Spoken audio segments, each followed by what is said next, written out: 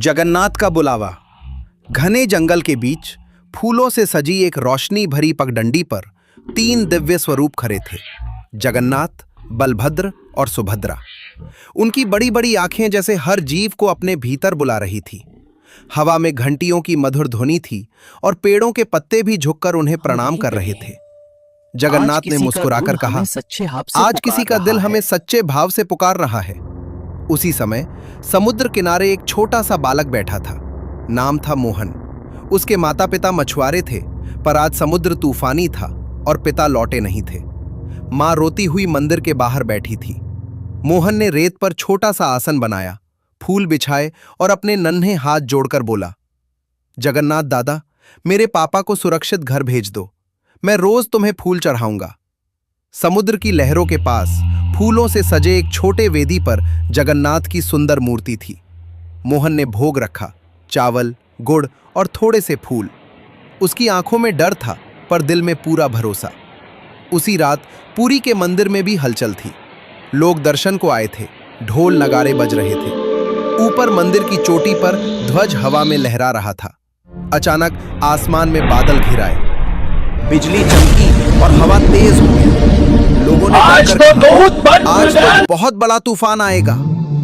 जंगल में खड़े जगन्नाथ ने आकाश की ओर देखा। समय आ गया है, उन्होंने कहा। तीनों स्वरूप प्रकाश में बदल गए और हवा में विलीन हो गए। उधर समुद्र में मोहन के पिता की नाव भटक गई थी। अंधेरा, तेज हवा और ऊंची लहरें सब मिलकर उन्हें डरा रही थी। तभी उन्होंने देखा, समुद्र के बीच एक अजीब सी रोशनी। उस रोशनी में जगन्नाथ का मुस्कुराता चेहरा दिखाई दिया। डरो मत, स्वर गूंजा। लहरों को मेरा नाम लो, रास्ता खुद बन जाएगा। नाव अपने आप शांत लहरों की ओर मुड़ने लगी। जहां पहले तूफान था, वहां अब रास्ता खुल गया था। कुछ ही समय में नाव किनारे लग गई। पिता ने रोते हुए कहा, जगन्नाथ, तुमने मेरी जान बचा ली। इधर मंदिर में भी चमत्कार हो रहा था। लोग देख रहे थे कि ध्वज उल्टी दिशा में लहरा रहा है, जैसे किसी अनदेखी शक्ति का संकेत दे रहा हो। पुजारी बोले, आज भगवान किसी भक्त की रक्षा करने गए हैं। सुबह होते ही मोहन दौड़ता हुआ समुद्र किनारे पहुंचा। उसने देखा, उसके पिता सुरक्षित खड़े हैं।